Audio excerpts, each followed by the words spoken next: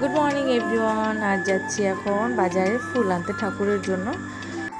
আজকের দিনটা ছিল বেশ স্বতঃস্ফূর্ত, আর আমি আর আমার ছেলে বেরিয়ে যাচ্ছি এই যে ফুল আনতে।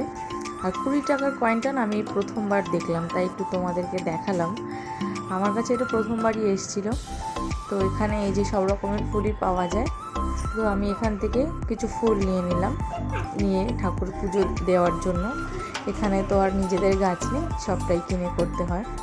তারপর ছেলেকে ব্রেকফাস্টের জন্য রেডি করে নিয়েছি। এখানে দুধ রুটি দিয়ে আর কলার সঙ্গে একটু চটকে দিয়েছি। আর এই যে এখানে ব্রেকফাস্ট করাবো ওকে ব্যালকনিতে বসে।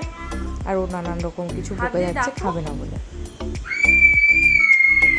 ওইভাবে না, হাত দিয়ে ডাকো আয় আয় আয় বলে, খেয়ে যা, দুষ্টু করিস না।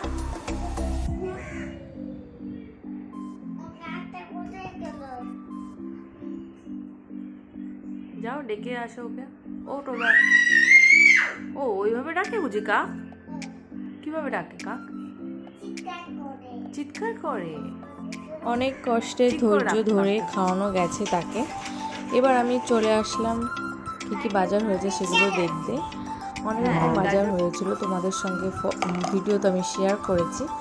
আর আজকে রান্না হবে বাটা মাছের ঝাল, তারই প্রিপারেশন চলছে। তোমাদের সঙ্গে আলাদা করে আমি ভিডিওটা শেয়ার করব।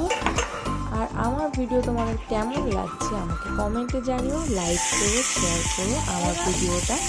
আর তোমরা যারা নতুন দেখছো সাবস্ক্রাইব করো আমার চ্যানেলটাকে। আর এখানে কীভাবে মাছটা রান্না করলাম যদি তোমরা দেখতে চাও আমি ভিডিওটা নিশ্চয়ই শেয়ার করবো তোমাদের সঙ্গে।